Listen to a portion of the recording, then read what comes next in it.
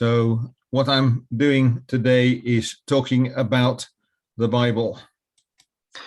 خب درس امروز ما که میخوایم موضوعی بهش داشته باشیم در مورد کتاب مقدس و معرفی اون هست.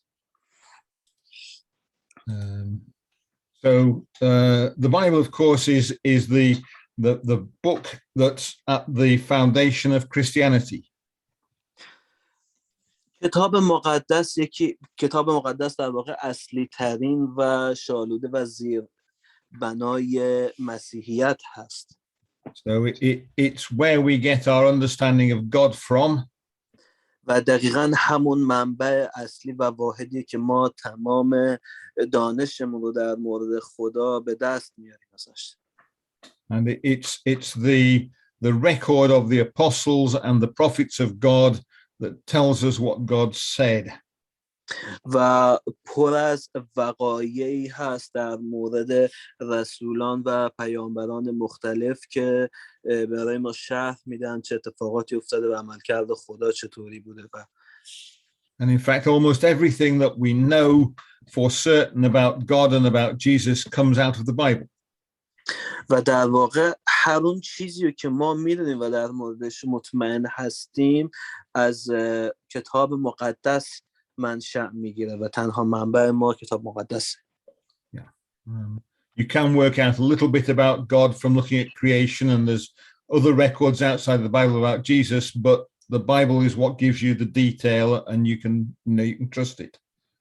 خب البته کتاب‌های دیگه هم هستن که در مورد عیسی مسیح خب یه اطلاعاتی رو میدن، ولی خب اونقدر کامل نیست. اصلی ترین و کامل ترین کتاب و که کلاً فونداسیون مسیحیت هست که با شرح جزئیات به ما وقایع رو یاد میده و شرح میکنه کتاب مقدسه. The other thing about the Bible is you can think of it as the record of all the times when God has had a big intervention and talked to human beings. و نکته دیگه که در مورد کتاب مقدس حائز اهمیته اینه که تمام وقایعی که در این کتاب هست از ابتداء شروع خلقت تا زمان سرورمون عیسی مسیح هست که خدا اومده جاهای مختلفی از همون اول با نسل بشر و انسان صحبت کرد و ارتباط برقرار کرد. Anyway, here's a sort of diagram that shows how the Bible is put together. خب حالا مباحثی رو داریم که نشون میده و ما میتونیم از اون متوجه بشیم که کتاب مقدس به چه شکلی جمع آوری شده. So in this diagram, what we've got is the number of pages going that way. خب تو این جدولی که دارین الان مشاهده میکنید شماری از کتاب‌ها و تواریخ و حالا اسم پیامبران هست که نشون میده که اینها از چه زمانی شروع به حالا نوشتن و جمع آوری این کتاب کرد. Probably might be the wrong way around for Farsi, but the start of the Bible's at that end, and there's the end of the Bible. و همونطور که میبینید از کتاب از اون ابتدا که با قرمز مشخص شده و کتاب‌های تورات هستش شروع شده و به انتها میرسه با رنگ بنفش که به عهد جدید و حالا نامه‌ها و انجیل‌ها و اعمال رسولان هست. Right, so you got ahead of me there, but it starts off with the Old Testament, and then the second half of the Bible is the New Testament. خب همونطور که گفتم با عهد عتیق شروع میشه و به وقتی به وسطای اون میرسه دیگه عهد جدید شروع میشه و با عهد جدید این کتاب به پایان میرسه. But each of those big sections of the Bible is divided up into books. هر کدوم از این قسمت‌های بزرگ کتاب مقدس به قسمت‌های کوچکتری یا کتاب‌های کوچکتری تقسیم بندی شدن. So there were 39 books which were collected together and make the Old Testament. خب 39 کتاب داریم که به مجموع اینها عهد عتیق یا عهد قدیم میگیم. And there are 27 books that make the New Testament. و در واقع 27 کتاب هست که مجموعه این 27 کتاب عهد جدید رو تشکیل میده. And each of those books was written separately from the rest. و نکته جالب اینه که هر کدوم از این کتاب ها به صورت جداگانه نسبت به بقیه نوشته شده. So they're not just chapters, they're books. So the book of Isaiah was written by Isaiah in Jerusalem. و فقط اونجا چپترها و این بابها نیست. بر فرض مثال کتاب‌های مختلف هست و هر کتابی مثلا کتاب اشعیا به وسیله خود اشعیا در شهر اورشلیم نوشته شده. He wrote that about 700 years before the birth of Jesus. و که تقریبا 700 سال قبل از تولد عیسی مسیح نوشته شده. Right, and if you get a different book, Amsali Suleiman, for example. برای مثال غزل‌های سلیمان رو میتونیم مثال بزنیم. That would be written by Solomon, also in Jerusalem, but this time about 1,000 years before the birth of Jesus. که البته این کتابم در اورشلیم توسط سلیمان نبی نوشته شده که تاریخش برمیگرده به هزاران سال پیش قبل از عیسی مسیح. میگم هزاران، شاید حالا 1000 یا 2000 سال یا شاید 3000 سال باشه. Right. So when they were originally written, each book would be a different scroll on its own. و نکته جالب اینه که سبک و سیاق نگارش هر کدوم از این کتاب ها منحصر به فرد و خاص به خودشه. And the order the books went in wouldn't be the same for everybody. You'd have the scrolls in a box and they'd be whatever order you pull them out of the box in. که البته خب حالا وقتی کتاب ها توسط حالا این افراد مختلف نوشته می شده، خب یه جایی حالا شاید توی محفظه یا چیزی مثل اون نگهداری می شده برای سالیان متوالی. But when people started binding them together in a book like a modern book, what we call a codex. ولی خب دیگه از اون زمانی که مردم سعی کردن این کتاب‌ها رو تک تک جمع‌آوری کنن و اونها رو در قالب یک کتاب واحد جمع‌آوری کنن که ما حالا به این نحوه جمع‌آوری کودکس میگیم. And then the order was fixed, and Christians and Jews have a different order each. که خب در نهایت این اتفاق افتاد و اینطوری بود که یهودی ها و مسیحی ها هر کدوم برای خودشون یه نحوه جمع‌آوری خاص خودشون رو داشتن. So a Jewish Bible and a Christian Old Testament have the same books, but they're not in the same order. خب برای مثال اگه بخوام بگم کتاب یهودیان که 5 کتاب اول هستن با که توسط خودشون نگارش شده با کتاب هایی که توسط مسیحیان همین کتاب ها اینا جمع آوری شده، نگارششون و نظم و ترتیبشون کمی مختلفه، ولی خب در آخر همون کتاب ها هستن. Anyway, when the books were first written, most of them weren't divided into separate chapters. خب در نهایت وقتی همه کتاب ها نوشته شده بود و جمع آوری شد، اومدن این کتاب ها رو به باب های مختلف تقسیم بندی کردن. So the only one that has anything like chapters is the book of Psalms, which is made out of separate poems. Well, I'm afraid I can't get you. Could you explain? Right. Mazamir has 149, is it? Separate chapters, and each of those was a separate composition. It was a poem on its own or a hymn on its own. برای مثال من مزامیر رو میتونم براتون مثال بزنم امروز اینجا که تقریبا 109 باب داره این کتاب و هر کدوم به یک حالت نگارش خاص خودش نوشته شده و قالب‌های مختلف داره این باب‌ها، در صورتی که همش یک کتاب رو تشکیل میده که کتاب مزامیر. but all the other books didn't have chapters. All the other books didn't have chapters? No, when they were first written, there were 150 yeah. psalms, but the Yeah, I books were understand. just text that went from one end to the other without any break. خب البته در ابتدا اینطوری نبوده که این کتاب ها همونطور که گفتن باب و تقسیم بندی شده باشه. در ابتدا فقط اینها یک حالا کتاب کامل بوده که بعدها وقتی جمع آوری شد حالا به صورت باب و کتاب تقسیم بندی شد. And at that time, actually, some of the psalms got divided into two. So I'm not quite certain exactly how many psalms there were originally. We've got all the words there, but for some reason, some of the longer ones got broken into two.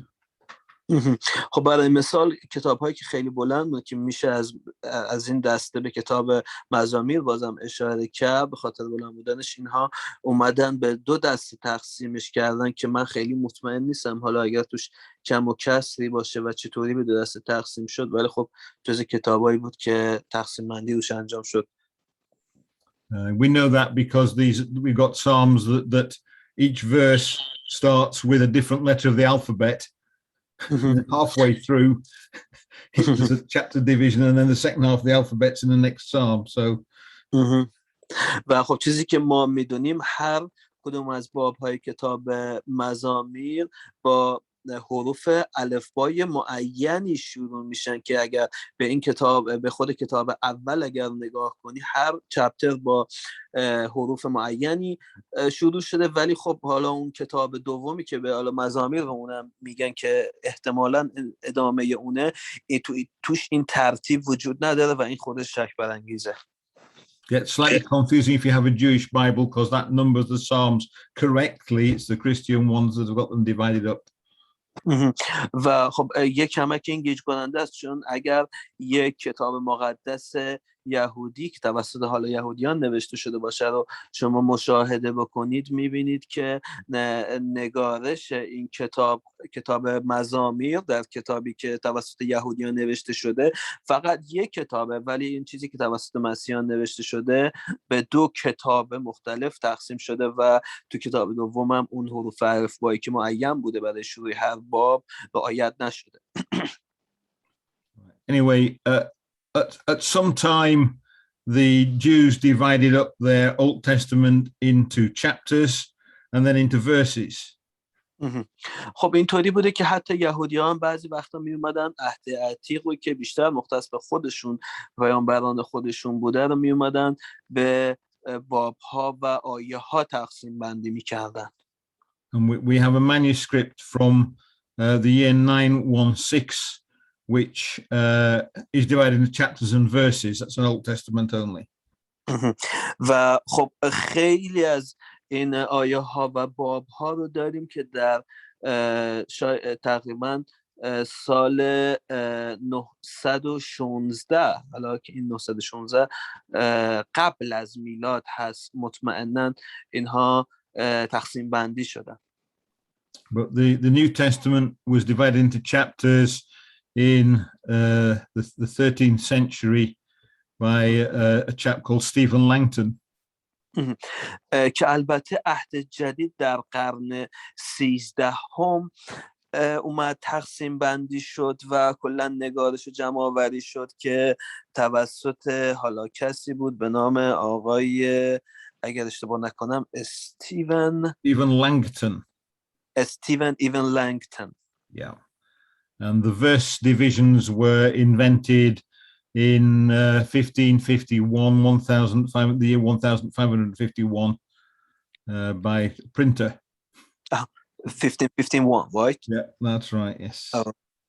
و خب البته تقسیم بندی خود آیه ها کمی بیشتر طول کشید، یعنی آیه ها انقدر قدیمی نیستن. اول اینطوری بوده که کتاب ها بوده جمع آوری شده، بعد به باب های مختلف و در نهایت در سال 1551 شروع کردن که عهد جدید رو به آیه یعنی باب ها بوده باب و اومدن این رو شروع کردن به آیه کردن. So they were very convenient and they were adopted everywhere. So every Christian Bible has the same chapter and verse divisions. خب این کارشون باعث شد که خوندن کتاب مقدس خیلی راحت بشه و اینطوری شد که دیگه هر مسیحی یک کتاب واحد با نظم و نگارش واحد در اختیار داشته باشه و کسی دیگه سردرگم نباشه، مال یکی آیه باشه، مال یکی فقط کتاب باشه. And there are very minor differences in Jewish Bibles, for example, in Psalms, where sometimes two chapters go together, but otherwise their divisions are the same as ours, Jewish divisions and Christian ones, just the same. و اگه بخوام حالا اشاره کنم به کتاب مقدس یهودیا، اونجا خب فرقای زیاد است. برای مثال میتونم به حالا مزامیر اونا اشاره کنم که بعضی وقتا اونها بعضی از بابهای مزامیر بابهای دوقلو هستن و دو باب همزمان با همدیگه ادغام شده که در کتاب‌های مسیحیان نوشته شده. این به این شکل نیست. It's very convenient, so I can say the book, the chapter and the verse, and any Christian anywhere in the world will be able to find that reference from that. خب البته این خیلی خوب شد و خیلی راحت شد برای کسانی که میخواستن حالا کتاب مقدس رو داشته باشن هر جای دنیا و اینطور بود که دیگه شما اسم یک کتاب و باب و آیه رو میآوردی، هر کسی میتونست بره توی کتاب خودش و دقیق اون آیه رو پیدا کنه به راحتی. That's rather interestingly different from the Quran. If you've ever tried it, different Qurans have different verses.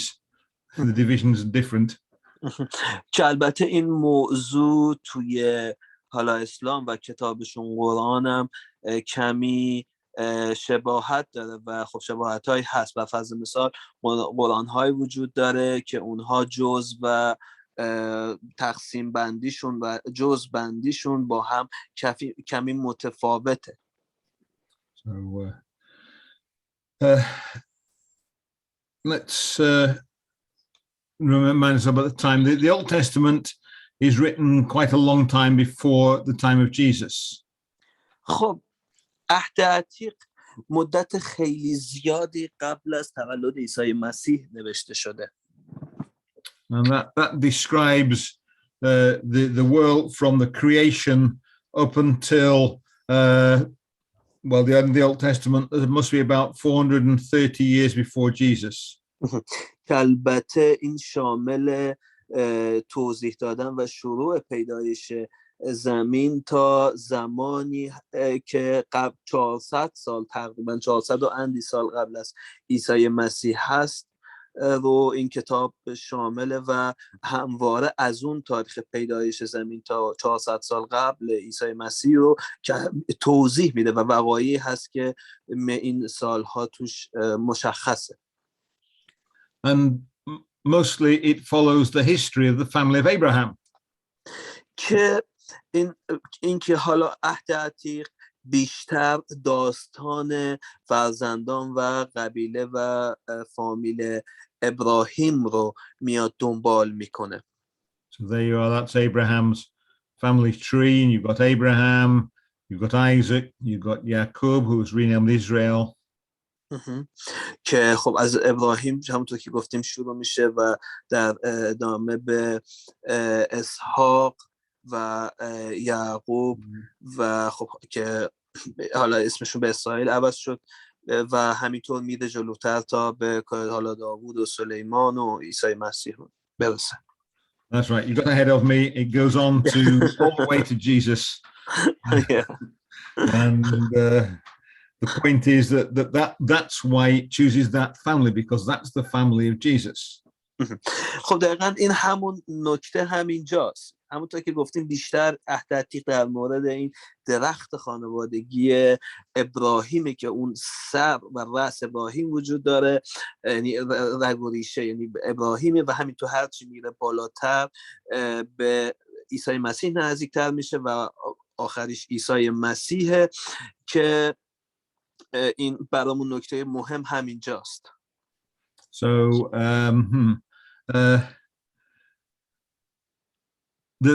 if you read the Old Testament at first sight, it doesn't seem to be saying very much about Jesus. خب شما اگر بیاین کتاب‌های عهد عتیق رو بخونید مباحث زیاد و حالا مطالب زیادی در مورد عیسی مسیح به چشم نمیخوره در عهد عتیق. But actually it's full of promises. There's a promise of the Messiah who was to come.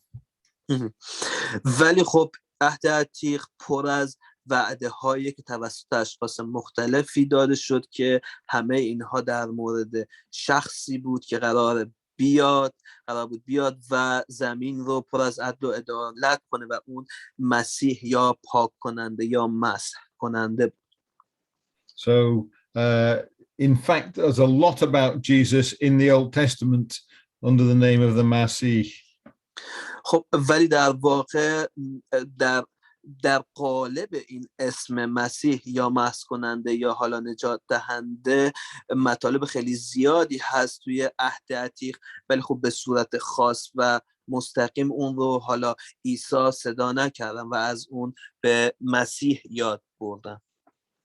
Let's get back to the diagram showing the sections of the Bible. خب حالا بیاین دوباره برگردیم به همون صفحه و جدول ابتدایی که گذاشتیم که توش حالا یه سری مطالب هست که میتونیم ببینیم روی تصویر. So in a Christian Bible, it's divided up like this. خب این چیزی که دارید میبینید در واقع کتاب مقدسی که توسط مسیحیان نوشته شده و به این شکل تقسیم بندی شده این کتاب. So the first part of the Bible is 5 books, and that's Torah, the law.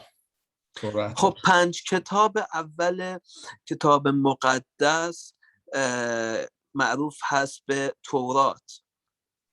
And there's the first book, Pedaesh, Genesis. که کتاب اول پیدایش هست. And you can see it's quite a large piece of the Bible is this law of Moses. که البته خب این تورات یا همین 5 کتاب اول که در مورد صحبت کردیم بیشتر در مورد قوانین و قانون‌های موسی است که با حالا قسمت عمده‌ای از کتاب مقدس هم هست این تورات 5 کتاب. Then we have a series of books that gives us the history of Israel from the time when they enter the promised land to the end of it in the Persian period.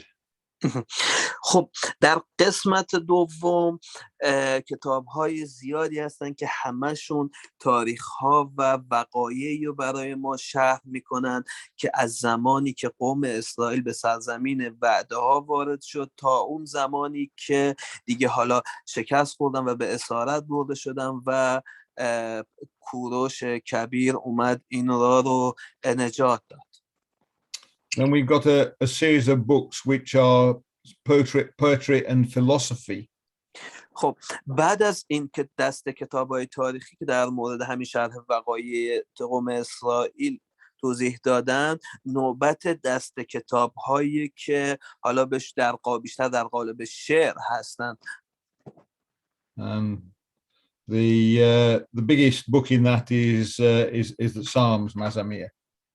که البته بزرگترین کتاب در این قسمت که حالا به عنوان شعر یا قسمت سوم عمده کتاب مقدس دسته‌بندی میشن کتاب مزامیر است که این کتاب معروف ترین کتاب اون دسته هست. And the Jewish Bible calls that section Chetuvim, from the same word as kitab. که خب این قسمت از کتاب مقدس در کتاب مقدسی که توسط یهودیان نگارش شده به اسم خطوب یا همون کتاب خودمون حالا به فارسی و عربی هم همین معنی رو میده نامگذاری شده. And then in the Christian Bible we have another section of prophets, individual books by prophets with messages from God in them. خب بعد از این دسته سوم نوبت دسته چهارم یا قسمت چهارم کتاب مقدسه که بیشتر شرح پیامبران الهی رو به ما میده که همونطور که در تصویر میبینی با رنگ آبی درج شده. In a Jewish Bible it's slightly different because the prophets come straight after the history books. خب حالا این توی کتاب مقدسی که توسط یهودیان نگارش شده و اونا در اختیار دارن کمی متفاوته و این قسمت 4 قبل از قسمت 3 هست توی کتاب مقدس یهودیان. Just to make it more interesting, they take 2 of the history books, Tavarik, and they put those right at the end. خب به خاطر اینکه حالا اینا بخوان یک کمکی به قول معروف بهترش کنن و جالب ترش کنن، از اون قسمت 2 که قسمت تاریخی کتاب‌های تاریخی کتاب مقدسه اومدن فقط 1-2 تا کتاب رو گذاشتن مثل تواریخ و اینها و دیگه مستقیم بیرن به قسمت 4 که قسمت پیامبران زیاد، به قسمت 3 که قسمت شعره که تو کتاب‌های مسیحیت کتاب مقدس مسیحی بهش چیز شده اهمیت داده شده، اینا اهمیت ندادن. There we are. There's the book of Isaiah, the first of the prophets, and the last book. The last one is Malachi.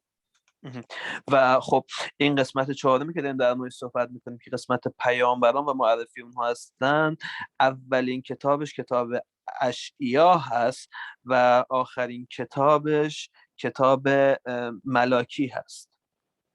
Right. So then the New Testament first section is, well, the Gospels, which talk about what Jesus did before he was raised to heaven. خب قسمت بعدی که شروع عهد جدید هست قسمت اناجیل هست و قسمت که میاد رسول ها در مورد اتفاقاتی که برای عیسی مسیح و کارهایی که ایشون کرد توضیح میدن. So there are 4 Gospels. I'm sure you know the names of those. And then it's followed by the Acts of the Apostles, which tells what the followers of Jesus did after Jesus had gone to heaven.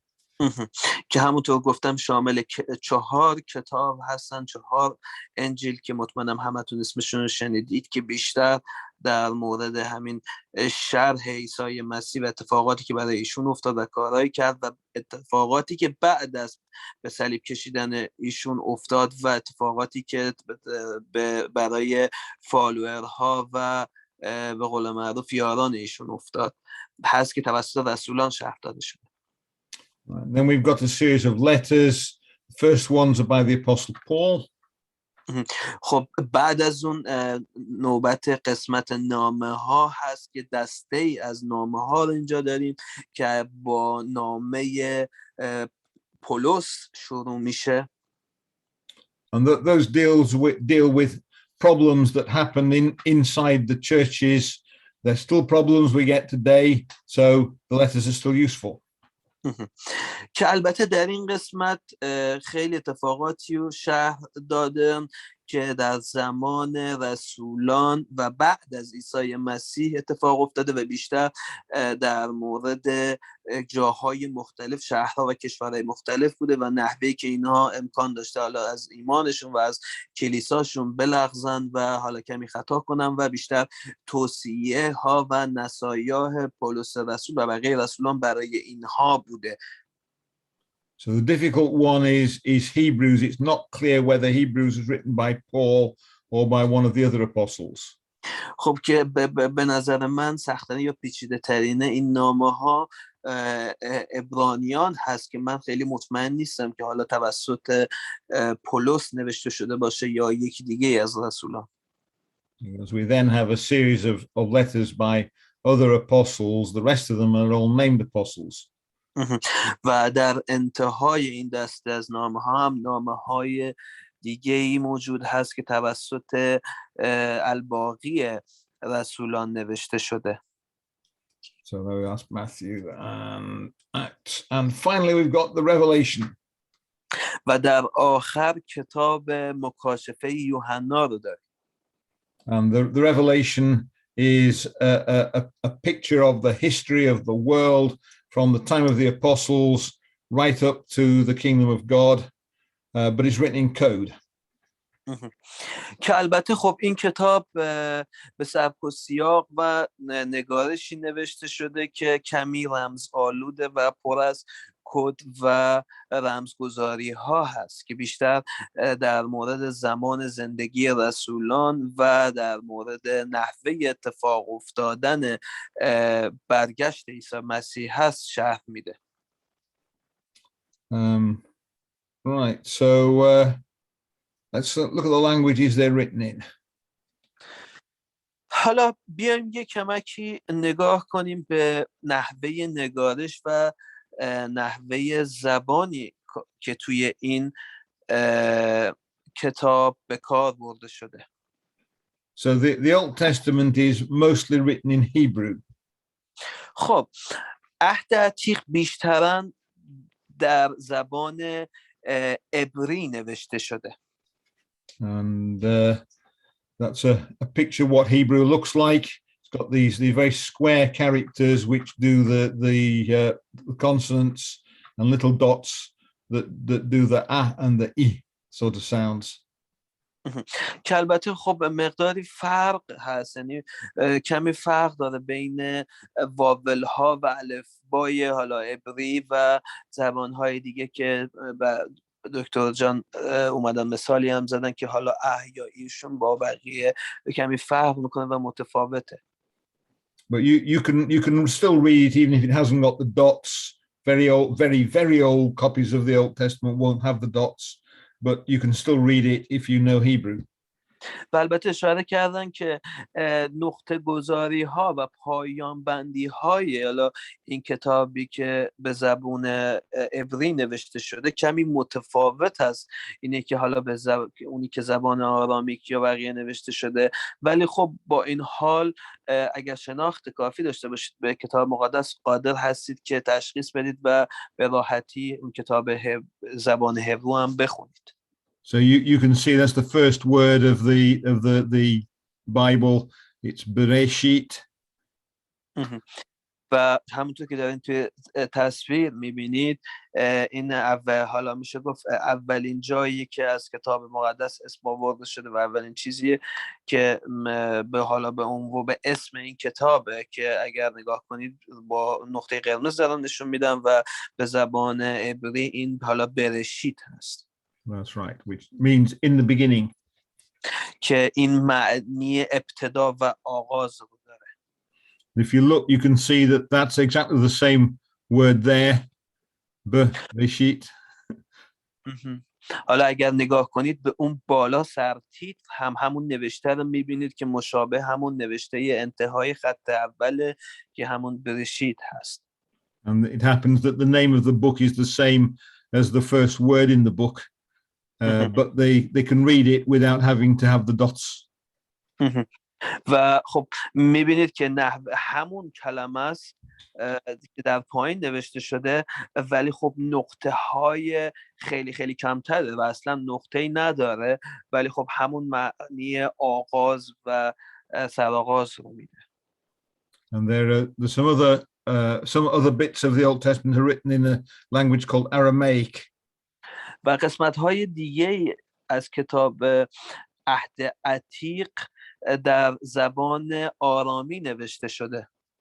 So Aramaic was spoken in Syria and in Babylon and even in Persia.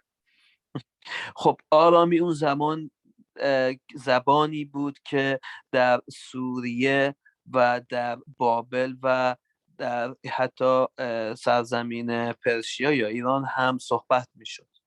Yeah. So so bits that were written in Babylon or in Persia often have quite large bits of Aramaic in. خب که به خاطر اینکه حالا این زبان در اون موقع بیشتر شایع‌تر بوده و بیشتر حالا شناخته شده تر بوده، اون مقداری از اینها رو در مقداری از که عهد عتیق رو در این زبان نگارش کردن و نوشتن. So Aramaic is quite like Hebrew, but it's not close enough for you to be able to, an Aramaic speaker to be able to talk to a Hebrew speaker without learning the language. خب زبان آرامی تا اندازه شباهتی به زبان عبری داشته ولی نه اونقدر که اگر یک کسی عبری صحبت میکرده میتونسته آرامی صحبت کنه، یا یک کسی اگر آرامی زبان بوده قادر بوده به راحتی عبری صحبت کنه و نیاز به آموزش تخصصی این زبان بوده. But there's some parts where it looks very similar indeed. ولی در واقع خیلی قسمت‌های از این زبان، خیلی قسمت‌های مشابهی هست بین این زبان و زبان عبری و شباهت خیلی زیادی داره به زبان عبری. And the New Testament's written in Greek. که البته عهد جدید در زبان گریک یا یونانی نوشته شده. And there's a picture of Greek. The accents here just tell you where to put the emphasis. They don't change the word at all. و خب میبینید این نحوه نگارشش داره نشون میده که همون کلمات هستن که در زبان دیگری نوشته شده، فقط اومدن به زبان یونانی این رو نوشتن. So there, for example, it's the word of God, which is theos. Well, it would theon in this case because it's in accusative. مثلا کلمه‌ای که دارید مشاهده میکنید که با نقطه قرمز روش اشاره کردن، انتهای سطر اول کلمه‌ای هست که منتسب به اسم خدا هست. Yeah, and you can see it's theos because the emphasis is on the o, not on the e. و خب این کلمه حالا کریوس هست و اگر دقت کنید میبینید حروف به جای او نوشته شده ولی با ا خونده میشه. But they didn't have the accents when the New Testament was written down. خب البته میگم این نحوه نگارش به زبان یونانی شامل لهجه خود یونانی هم بوده و به نحوی این نگارششون رو به اون لهجه اون زبانشون اومدن نگارش کردن و نوشتن. And again, there are just a few words of Aramaic in the New Testament as well. و خب در عهد جدید هم با اینکه در زبان یونانی یا و زبان گریک نوشته شده، هنوز جاهایی از زبان آرامی هم استفاده شده. So on the cross, Jesus says, "Eli, Eli, lama sabachthani." That's Aramaic. برای مثال اگه بخوایم حالا به جای مثالی بزنیم، اون جایی که عیسی مسیح روی صلیب هست و خدا رو صدا میزنه و میگه ایلی ایلی لما سبقتنی، این که معنیش حالا ای پدر پدر چرا مرا تنها گذاشتی، این از زبان آرامیک هست. Right. So timeline when it was all written. خب حالا میریم نگاهی بندازیم به تواریخ و تاریخ‌های نوشته شدن این کتاب‌ها. So that's the birth of Jesus is around there. جایی که دارین رو تصویر میبینید که با ماوس نشون میدن، این تاریخ تولد عیسی مسیح. And these are numbers of years before Jesus was born. و در امتداد تصویر به سمت چپ این خطی که داره صورت ممتد نشون میده سالهای متوالی هستن قبل از سال تولد عیسی مسیح. So that's when it was written on this line. و خب این نمودار آبی که دارن نشون میدن زمانیه که این کتاب ها شروع به نوشتن، یعنی که این افراد شروع به نوشتن کتاب ها کردن که خب پیامبران بودن. And that's when the things that are written about happened. و اون قسمتی هم که داره نشون میده زمانیه که بیشتر وقایع کتاب مقدس حالا در همون شرح تواریخ اومد اینا رو شروع به نوشتن و جمع آوری کردن. So for the most part the Old Testament starts just after 1000 just before 1400 BC. خب اگر بخوام به صورت مجموعی نگاهی بندازیم به تاریخ شروع نوشته شدن این کتاب ها رو به آخر، میشه گفت از 1400 سال قبل از عیسی این کتاب که کلا منظورم کل کتاب مقدس شروع به نوشتن شد توسط افراد. So those are the first books of the law of Torah. و جایی که دارن همون ابتدا نشون میدن، ما نقطه اول 5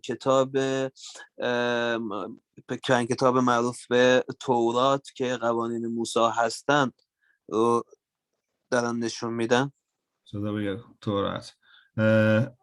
The fifth book was written just after 1400 when the children of Israel had actually gone into the promised land. 1400 after 1400 years before Jesus, they entered the land. And the last book of the law was written just after they'd entered the promised land. خب همونطور که میبینید این 5 کتاب اول معروف به تورات 1400 سال قبل از عیسی مسیح و چند سال بعد از اینکه قوم اسرائیل وارد سرزمین وعده شدن شروع به نوشتن شد. And there's another one that Mazamir is written over quite a long period of time. و خب کتاب بعدی که خب خیلی سالم طول کشیده شد نوشته شدنش کتاب مزامیر هست که همونطور که روی صفحه میبینید از 1400 سال قبل از عیسی رو به جلو تا 500 سال قبل از عیسی تولد عیسی این نوشته شدنش طول کشیده. So the earliest bits, there are one or two of the poems or hymns in it that were written by Moses or at the time of Moses. که البته خب نوشته شدن این کتاب بیشتر توسط یعنی از ابتداش و قول معروف کلید خوردنش توسط موسی بوده و بعد از اون کم کم توسط حالا اصحابش و کسایی که امین و مورد اعتمادش بودن و همینطور بعد از اونها به نسل بعدی از اونها اومده واگذار شده این نوشته شدن و نوشتن. And there are some that were written after the Jews had been taken away captives into Babylon. خب مقداری از کتابام هستن که بعد از اینکه یهودیان به اسارت رفتن به بابل شروع به نوشتن شدن. Yeah. But the largest amount, I think it's about half, were written by David the king who reigned just before 1000 years before Jesus. که البته من فکر می‌کنم از وسطای کتاب مزامیر نوشتن به داوود رسیده، به داوود پادشاه رسیده و که 1000 سال قبل از عیسی مسیح این زندگی می‌کرده. So what else we got Isaiah that's written about 700 years before the time of Jesus. که بعد از اون 300 سال بعد اشعیا رو داریم که تقریباً 700 سال قبل از تولد عیسی مسیح نوشته شده. And we've got Malachi there, which is one of the last books written in the Old Testament.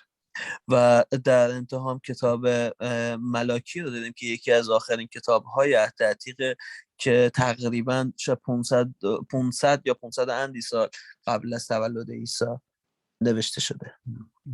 I think it's the last book to be written is probably the book of Nehemiah.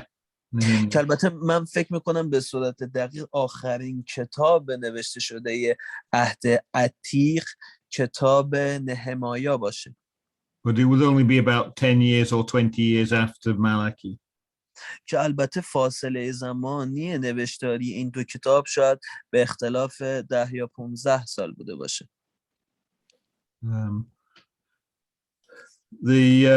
That's the history of Israel over this same period.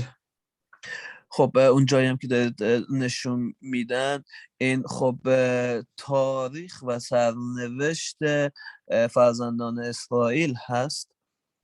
So it starts off with the fathers of Israel who were traveling in the from one place to another. They didn't live in the same place all the time. They lived in tents.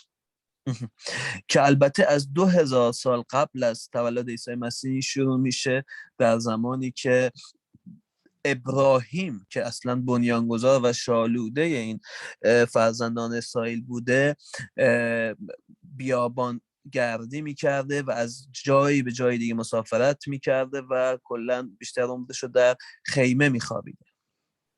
And then for 400 years they're slaves in Egypt.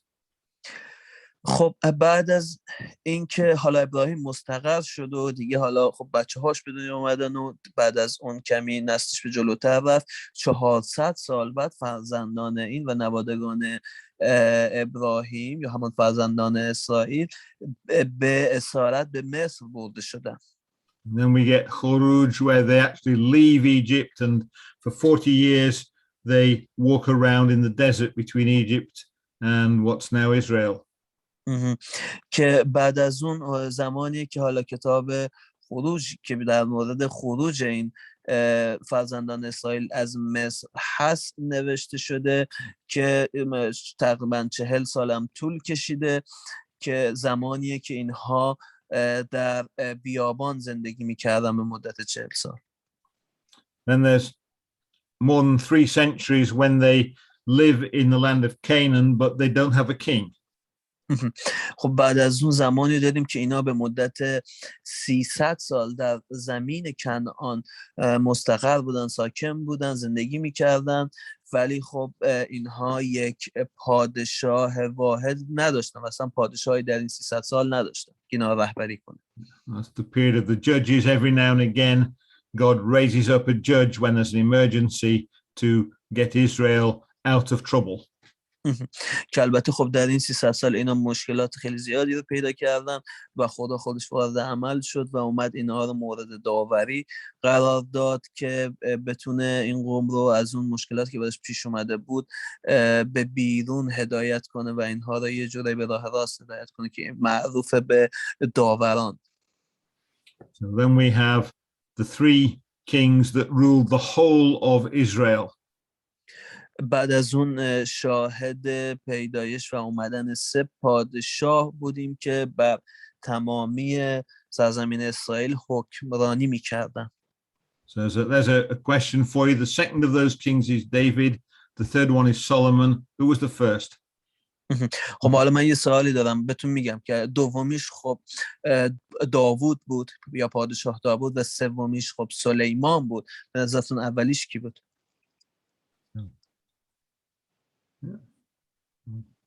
What you think about that one? Anyway, after Solomon, the kingdom divided into 2 parts. خب بعد از سلیمان که پادشاه سوم بود، قلمرو اسرائیل به 2 دسته تقسیم شد. And the northern kingdom was called Israel. It was taken away at the time of Isaiah into captivity in Assyria. که قسمت شمالی اسرائیل اومدن این قسمت شمالی در زمان اشعیای نبی بود که اینها به آشوریه حمله کردن و آشوری ها و اینها رو به اونجا به اسارت بردن، این قلمرو شمالی رو. And the southern kingdom was called Judah. و خب قسمت جنوبی قلمرو به اسم یهود یا حالا یهودا یا یهودیه معروف بود. So Yehuda, when they come back, they call them Yehudia. It changes name slightly. که البته خب یهودا بود که بعداً در ادامه به یهودیه این اسمش تغییر پیدا کرد. And then they're taken captive by the Babylonians, and they're 50 to 70 years, depending on which captivity you count, away in Babylon. که البته خب قسمت جنوبی هم زیاد خوششانس نبودن و توسط بابلیان یا همون بابیلونی ها به اسارت برده شدن و احتمالاً چیزی بوده 200-300 سال هم اونجا اینها اسیر بودن.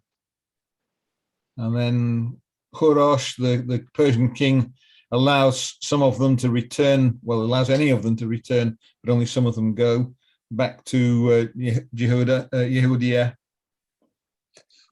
Pardon me, Brother John. I'm not quite sure if I understand. Hurash, the king of Persia, says that the Jews can go back if they want to where they came from, and some of them go back and they start the country which they call Yehudia.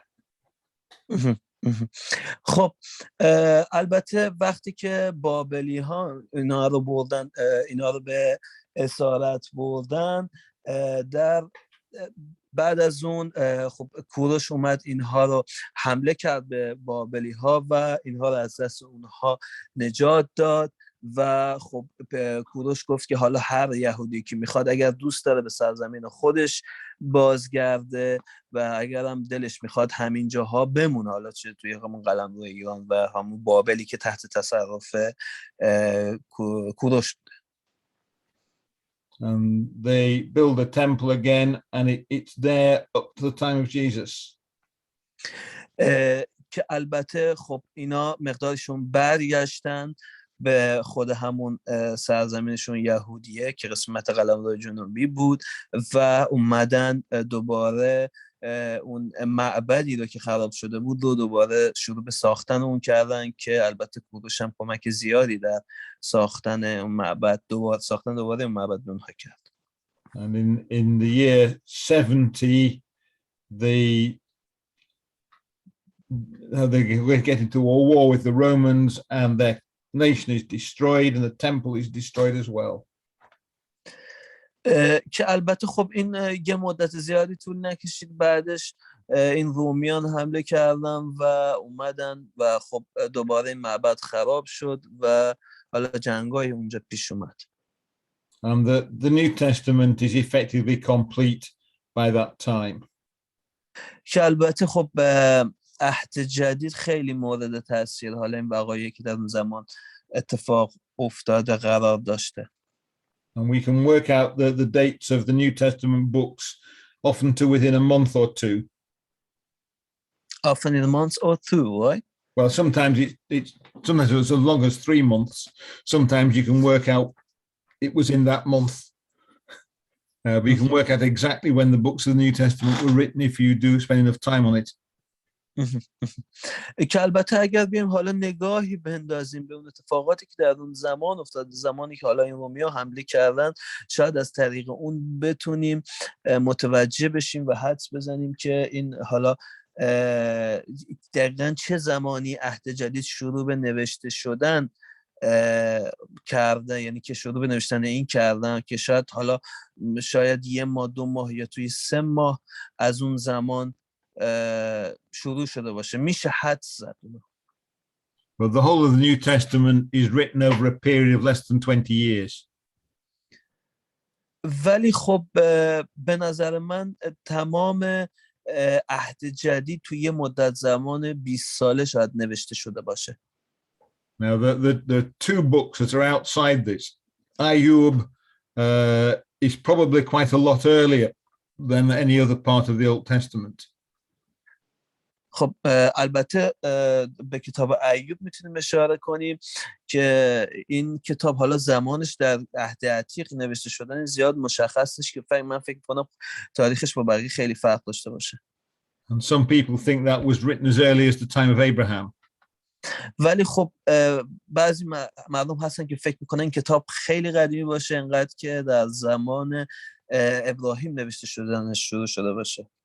And the other possible exception is the Revelation. و خب حالا یک کتاب دیگه هم که بحث و گفتگو در مورد زمان نوشتنش زیاد هست، کتاب مکاشفه هست. And a lot of people think that was written after the Jerusalem had been destroyed by the Romans. خب خیلی از مردم فکر میکنن که این کتاب بعد از حمله رومی ها به اورشلیم و خراب کردن حالا محمد و پاشوندن این شهر این کتاب نوشته شده باشه. Right, so I'm going to finish just by showing you some pictures of some old manuscripts of the Bible. خب حالا میخوام درس امروز رو تموم کنیم با اینکه میخوام بهتون نشون بدم یه قسمت ها و جدول جدیدی رو که بازم شرح میده در مورد حالا این تواریخ و این نوشته ها. So that's a picture of a very old copy of part of the Old Testament. خب همونطور که میبینید عکسی که در صفحه هست یک کپی خیلی قدیمی از عهد عتیقه، شاید کپی های خیلی ابتدایی از عهد عتیقه که ما در اختیار داریم. So that's one of the oldest Old Testament manuscripts that they didn't have to dig out of the ground. It's one that's been kept in a synagogue since about 800, the year 800. So yeah. که البته خب این همونطور که گفتم یکی از قدیمی ترین هاست که ظاهرا به زبان عبری هم نوشته شده و سالهان سال، یعنی شاید هزاران سال این توی یک کنیسه یا یکی از کنیسه های یهودی نگهداری می شده و اصلا دست نخورده بوده و تقریبا سال 800 قبل از میلاد این از کنیسه به بیرون آورده شده. You've got the text of the Bible in the columns, and then you've got little notes for copyists outside. So when you copy the Bible, it says, look out for this. خب اطلاعاتی در مورد کتاب مقدس رو داره میده و در جایی که دارید میبینید در وسط متون شماره و اعدادهایی است که اگر قرار بوده حالا اگه کپی بکنن از روی این خود متن یا متونی که دارید میبینید باید به این شماره ها توجه میکردن تا نگارشش به هم نریزه. Right, so this is a rather older copy of the book of Isaiah. خب نسخه دیگه هم که دارید نگاه میکنید یک نسخه خیلی قدیمی یا کپی خیلی قدیمی از کتاب اشعیا هست. And that was written more than 150 years before the birth of Jesus. Pardon me, but John, something distracted me. Could you repeat your last sentence again? This one was written about 150 years before the birth of Jesus. در واقع این 150 سال قبل از تولد عیسی مسیح نوشته شده. And the interesting thing is you can still read it. و خب چیزی که جالبه اینه که ما هنوز اینو میخونیم. Hasn't got the dots, so I find it quite hard, but I can read it if I take enough time. خب البته اون نقطه هایی که در اون حالا ورژن عبری کتاب مقدس که توسط یهودیان نوشته شده این نقطه ها رو نمیتونیم اینجا ببینیم ولی خب هنوزم میتونیم اینو بخونیم. New Testament, again, we've got very, very old books of it. خب اینم یه نسخه ای از کتاب عهد جدیده. So this is part of the Gospel of John. خب این یک قسمتی از انجیل یوحنا هست. And it's the oldest one that's almost complete. و قدیمی ترینه که به نظر من کامل ترین اونها هم هست. Not quite complete because the corners have got worn away.